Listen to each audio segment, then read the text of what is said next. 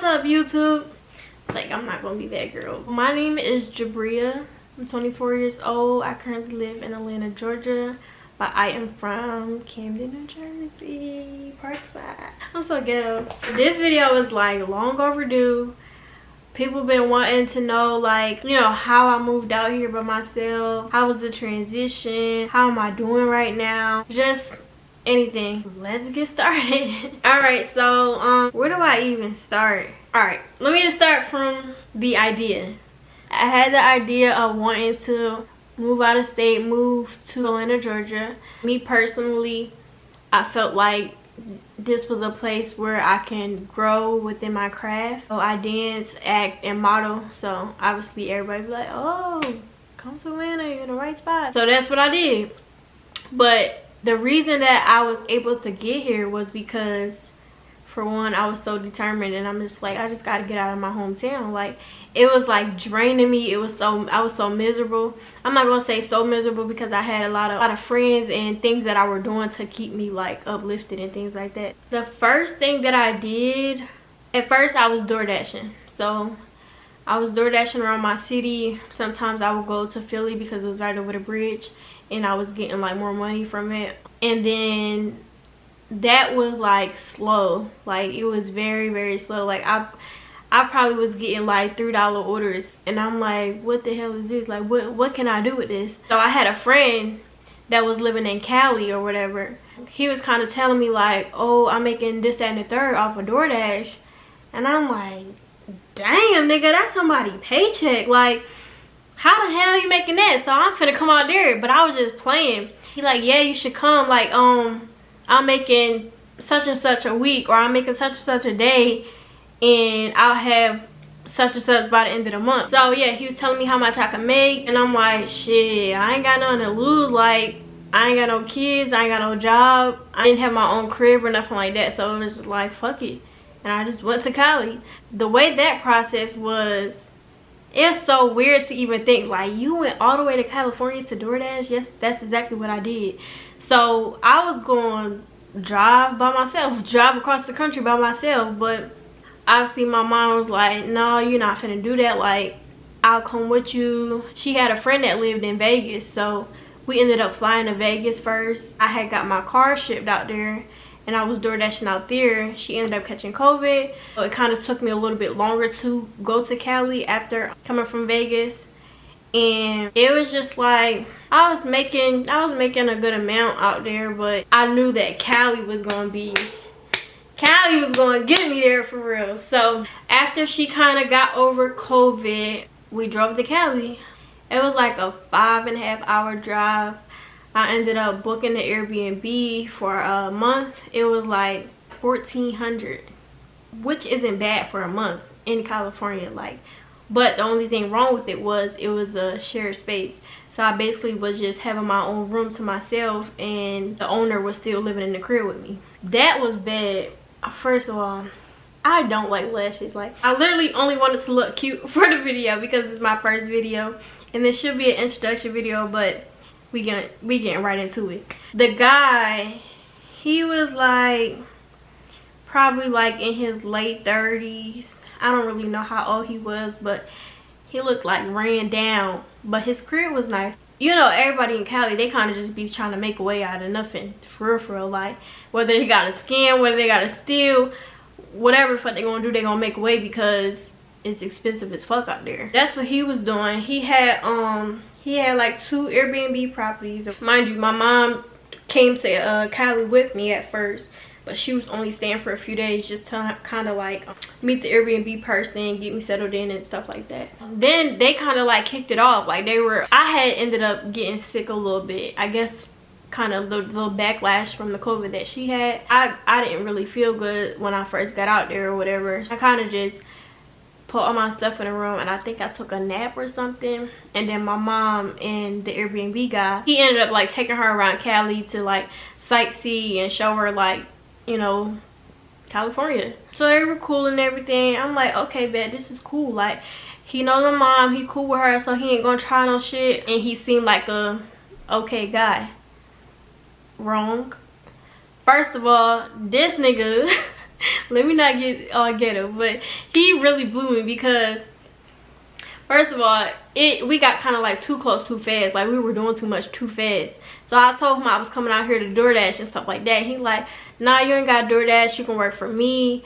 I'ma just need you to kind of like drive me around because Bull ain't had no car. So I'm like, I'ma need you to kind of just drive me around and I'll just like pay you or whatever. So I'm like, okay. Mind you, I'm going based on, like, I'm making every decision based off the fact that him and my mom were cool, so he must be an okay guy. Like, he must not be on no weird shit, but you know, they can hide that shit good, so whatever. So I ended up taking him to Chick-fil-A. Then I took him to his grandma's house, and even like his grandma, his mama, was it his? Yeah, I think she was there too. Yeah, his grandma, his mama, his another family member. I can't remember if it was like a brother or uncle. When I went over there, it was cool. Like everybody was normal. Like it seemed like he came from a good family, and like he wasn't on no weird shit.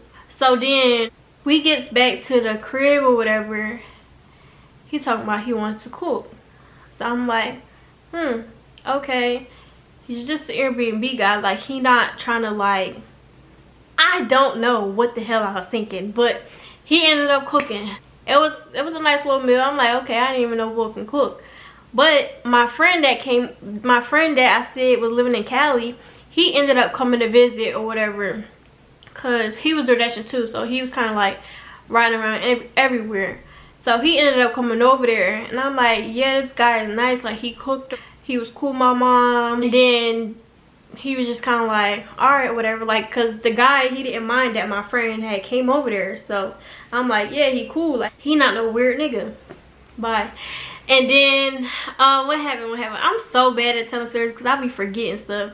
This is what was kind of like the first red flag that the guy had gave me, because he literally was like, I think it was like a 3-bedroom. His room, my room, mind you, my room had the bathroom inside my room, so I was cool. He told me that another girl was supposed to come like live there or whatever. He basically told me that she was supposed to live there, but he's gonna cancel her trip or whatever because he wanted it to just be us. First red flag. So then he told me something else. He's like, cancel your trip, basically like cancel my stay that I have planned for a whole month, cancel that from his house so I can get my money back, but I can still stay there. That was second red flag, but I didn't even think that was a red flag. I'm like, all right, he trying to like, you know, help me get my money back and shit like that, like he looking out. But my friend, he was like, no, that's kind of suspicious, because like, for one, why do he just want it to be y'all two? And then for two, he's telling you to cancel the trip, but it's like, okay, whatever happens between y'all, he can literally kick you out any given day, because you'll have your money back and then you'll be homeless. Like you wouldn't even have nowhere to stay because he can kick you out because technically you canceled the trip. So I'm like, that's when I start really like looking at everything weird. Because also, mind you, I said he wanted to hire me, well, not even hire me, but just pay me to kind of take him places. But he really was only going to like, no, he was doing a lot. So he wanted to pay me to take him places, and one of the places that I took him was to his Airbnb, which is probably like 20 minutes away. When we was there, he also wanted to go to the furniture store to get stuff to put inside his Airbnb, but he wanted to put the stuff in my name to build my credit. I ain't gonna lie, I fell for it because I was trying to build my credit, but I was young. I didn't really know too much. I wasn't that young, but I was young enough to be like not really thinking on shit, especially like I was in a whole nother state. Like I shouldn't have trusted him. He ended up putting like a couch or some shit. It wasn't no couch, that's too extra. He put like you know the little things, I don't know what it's called, but it's basically some little shit that you put on your porch. He wanted to put that in my name. He ended up doing that. He wanted to put something else in my name. I'm like, nah, now you tripping. So we only ended up getting that one thing in my name, and then I had called them and got it situated after I had left his house or whatever. Then he also was talking to me about like, oh, I can crash the side of your car so you can get like a an accident claim or some shit, like basically so the insurance can pay me most of what my car is worth and I can get a new car or something. I'm like, bruh, like you're doing too much. Scam 101. But so is Atlanta, but that's a whole nother story. But he tried to take me to, he did take me to the mall. We went into these jewelry stores. So he's sitting here telling me like, yeah, you can get some jewelry in your name and you can say that somebody stole it or something and they'll give you, like, he was like literally trying every little thing to either scam me or to have me in some bullshit. First of all, it is so hot. I need to turn the air on. Hold on.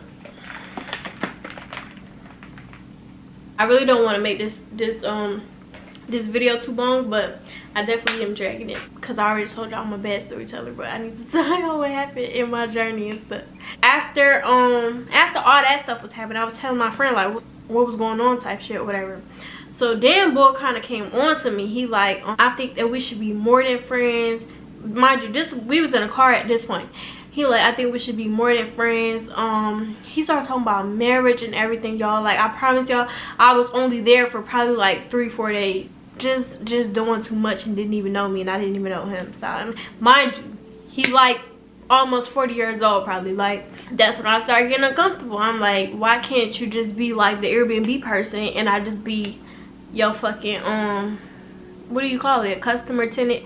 Why can't it just be that? Like, why I gotta be, you know, on some weird shit? So I'm like, no, like I'm not comfortable with that. I'm not cool with that. He got in his bag. He start acting funny. He like, well, maybe you need to find somewhere else to stay.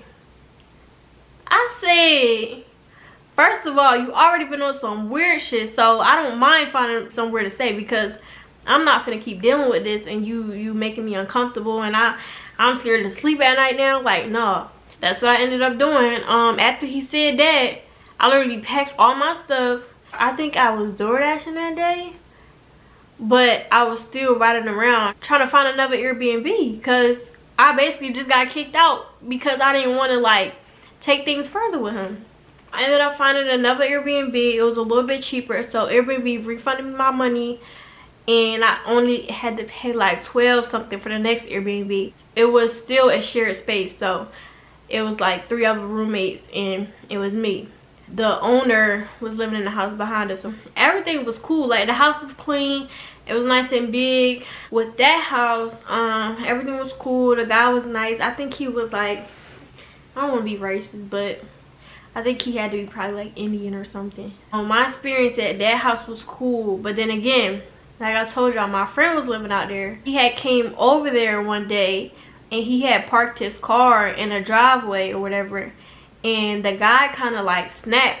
I think he had touched his car or like did something that made my friend uncomfortable or made my friend get in his bag and be like, yo, what's up? Like, so they start going at it. Like, I'm telling y'all, I think I just got out the shower. I don't know what happened, but all I hear is them arguing loud as fuck. Like, it had to be, it wasn't probably that late, but it was late enough. The neighborhood was quiet, so it was like you can't really be doing too much in that neighborhood. I comes downstairs and the guy start coming at me. He's like, who is this? You need to get your friend out of here. He parked his car in the driveway. I'm like, okay, it's not really that serious. Like, he can move his car. He's leaving anyway, so I don't even see what the big deal is. Y'all, I'm seeing they was literally about to fight. Like, they were literally this close to each other's face. I literally had to step in like, what the fuck y'all doing? Like, stop it before he fucking kicked me out and I don't have nowhere to go again. We talked about it. I became cool with the owner again. Not cool, I'm gonna just say cordial, and he let me stay or whatever. And then I was just out there running the bag up. Like, I was door dashing from, I would probably start at like 9 in the morning, and then I would probably get done by like whenever it got dark. It was between like 7 and 8 o'clock. Because I never do dash in the dark because, for one, I'm a girl, so I don't be trusting people. So I ended up finishing out the rest of the month there. I was literally making like, this is my everyday. Let me see if y'all can see. I literally wrote down what I was making every single day. Mind you, I told y'all when I was in Jersey, I was literally only making I'm gonna say like $50 because the DoorDashes was only like $3, like $3 to $5. So I really wasn't making nothing. So to make like $200 to $300 a day, and then on top of that, I had applied for unemployment for Jersey, I believe. I applied for unemployment in Jersey, so I was getting that every week. And then for some reason, Cali was giving me extra money. I don't even know if it was for DoorDash, but it seemed like it was for DoorDash. Like, I was making what I was making on DoorDash, and they would just send me random extra money for the week. Am I going to ask? Am I going to complain? Fuck no.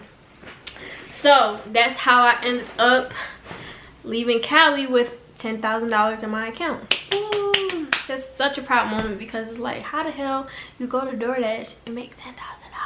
That's something I'll forever be proud of, because it was like, it was something that I needed to do in order for me to get where I wanted to go, which was Atlanta. I came back from Cali. I was lit. Like, I was happy. I felt accomplished. I'm like, shit, now I can go to Atlanta. I ended up telling my friends, yeah, I'm moving to Atlanta this and the third, because, you know, most of the people in my city were feeling the same way as I was feeling, like miserable, depressed, like whatever. It was like, shit, you going to Atlanta, what's up? Well, let's roommate together type shit. At first it was a good idea. I'm like, shit, y'all can come, I don't really care.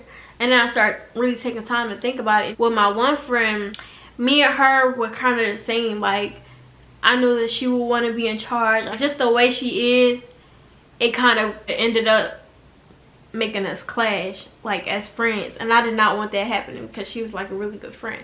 I ended up telling her, I'm like, bro, I don't think we should roommate together. Like, obviously I don't care if you still come to Atlanta, because I don't run Atlanta. Like, you can come if you want, but I don't think that we should share a house together.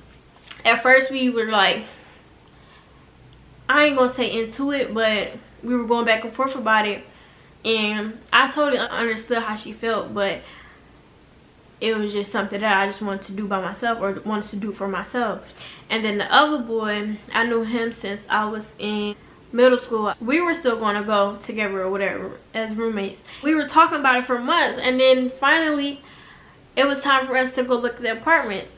So I'm like, okay, you gonna get your plane ticket? Because I had my plane ticket already, and I was like, you know, keeping him updated, like, are you gonna get your plane ticket? The time is ticking. But he wasn't like really responding, so I'm like, all right, well, because he didn't respond until literally the day that I was going to get on the plane and come out here. So I'm like, all right, I guess he not like with it no more. But once I came out here, I was FaceTiming him while I was at every apartment that I was going to see, because obviously he was going to come. So hold on. The girl that I was with, she was kind of driving me around to all the apartments that I was looking at. None of them were really like, the last one was okay, but it was kind of like expensive. Almost $1,600 for just rent alone for a 2-bedroom. So he was like, it was cool, and I'm like, all right, it is cool, because if we splitting it, then it's not that bad. Then she told me about, the girl that was driving me around, she had told me about student housing. Obviously I thought you had to be a student to live in student housing, and you don't. She basically explained, like, if you live there, because I was telling her what was going on with him, like, he wasn't really being consistent and communicating. So she ended up telling me about the student housing, and basically if we move together, then we'll be on our own separate lease. So if he decides not to come, or if he decides to break his lease or whatever like that, we'll both be fine. So I told him about it. I'm like, shit, we can do that. Like, that'll be better. Like, we'll be paying 2 separate leases, so we don't really gotta worry about each other if one of us is slacking or whatever. I forgot why that didn't happen. I don't think he applied or anything. So I just came, like, because I felt like if I didn't find nowhere to stay while I was already out here, then it was going to take me another couple months to try to figure out where I'm going to live. And I probably freaking psyched myself out of moving here, period. I finally ended up moving out here. I drove the whole 12 hours by myself. I documented that too. I just never made a video. I'll probably like put it up here somewhere. Yeah, I probably stopped about 3 times just to get gas or whatever. Like, I didn't stop to go sleep, nothing. Like, I was just trying to get there, you know what I'm saying? I didn't even have the money to get there. Like, I had spent all of my money on the deposit and the administration fee. At that point, I only had enough for, we were going to split it. So because we didn't end up getting an apartment together and we didn't end up splitting anything, I used all of my money and I literally came out here with $0. Like, I'm like, bruh, God, please make a way. I'm telling you, and he did, bruh. As soon as I got to Georgia, my tire had came off or whatever. I had to go pay for his tire. I don't even know how I did, bruh. It's like so many things. I don't know how I did this stuff. I ended up paying for a brand new tire, and that took like the rest of my money. So once I got to the place that I was staying at, the student housing place, it was just kind of like a sense of relief. It was like, shit, I'm here. Like, I just signed my shit. I'm here by myself. I'm just gonna have to make it do what it do. Like, people were supposed to come with me, but it didn't work out that way, and I thank God that it didn't, because things probably wouldn't be what they are if it hadn't worked out that way. So I'm grateful for that. That first apartment was terrible. It was trash. It was driving me crazy. I was getting a boot on my car every single day, like $75. And mind you, like I said, I didn't even have no money. So $75 a day getting a boot because I didn't really know their parking rules or whatever. Like, every single day it was something different. And them boot people, oh my God, they don't, oh, they assholes. Why is that a job? Y'all just want to go around booting cars, taking people rent money, taking people fucking food money. They literally took my last $75 that I had for the week for food. Mind you, I got out there, I didn't have no food. Like, I was eating Little Bites muffins every single day. Like, that was my food. Breakfast, lunch, and dinner. We were partying every day. And at one point, it was just like, all right, now, Jabria, this is not what you came out here for. Like, when I was back in Jersey, I didn't even really party that much because I was always going to rehearsal, doing other productive stuff. I didn't really care for a party. But it was different out here because it was like everybody was so cool.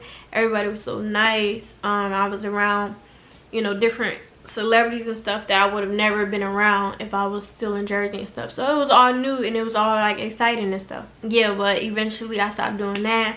I met somebody that kind of put me back on track. He kind of was like feeding me gems, putting me on game, like telling me how Atlanta really is, like to be careful and stuff like that. So that really kind of made me wake up and be like, girl, get your shit together. Like, girl, you came out here partying. You ain't go to Cali to make $10,000 to come out here and party. Like, you could have partied anywhere else. You came out here to follow your dreams, like to do acting gigs, to model, to fucking dance. Like, that's the stuff that I should have been doing. But, you know, obviously you live and you learn, and I don't regret any of that I did. Like, I guess it kind of like put me in a position to even meet him, to come across him. But like, everything happens for a reason. As far as how I'm doing now, I feel like I'm in a good space now. How I didn't tell y'all about my accident. That's crazy. All right, let's really get into it. I came out here November 2021.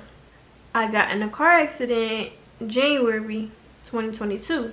So I barely had time to even be out here.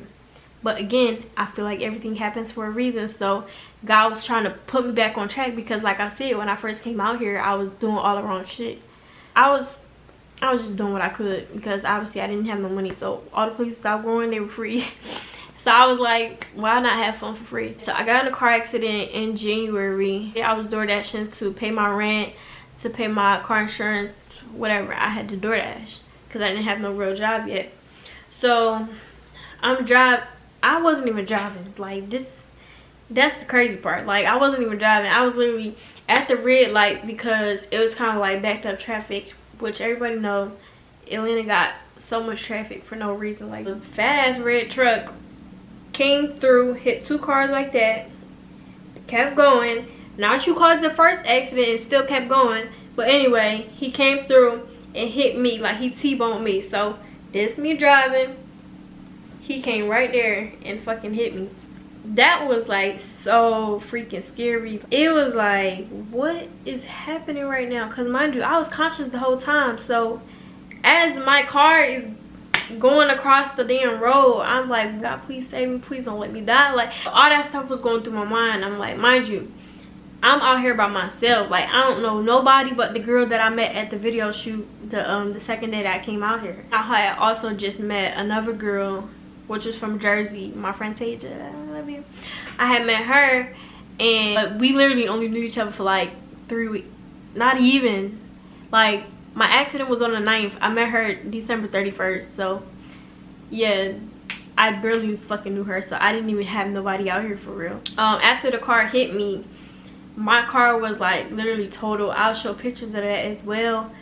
I'll probably like insert them right here while I'm talking or whatever. But I was stuck inside the door. Like, my door was kind of like smashed into my whole left side of my body. I basically called 911 because, like I said, I was still conscious. So I called 911, but I was like such in a panic. I couldn't cry or anything. Like, I was just like really fucking shocked. I had blood all over my face, glass all over my face, and I called 911 and I didn't even know what to say. So I'm like, here, because the people, I guess the other people that was a part of the accident, they came on the 2 sides of my car and was like making sure I was okay and stuff, because my car was the only one that got the most damage for real, because he like came right at me. I gave the phone to the person that was outside. I didn't even care if he stole my phone after or not, but long as he told them cops where we were, then I was cool. So the cops and the ambulance ended up coming. The cops, they were trying to move so fast, they like trying to get me out the car. I'm like, damn, like this shit hurt bad as fuck. You trying to hurry up and get me out the car? I'm like, give me a second, bruh.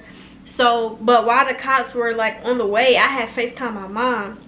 Bro, my mom started crying, bro. And I already know, like, if I was a parent and my daughter called me in another state crying with blood on her face, like, I would lose it, because it's like, what can I do? What happened to you and what can I do about it? Like, I'm so far away from you that it feel like I'm helpless. The cops, they had to come break my door open to get me out, to put me on a stretcher, to put me in the ambulance, which was the most painful thing ever in life. Every time they moved me, it was so painful.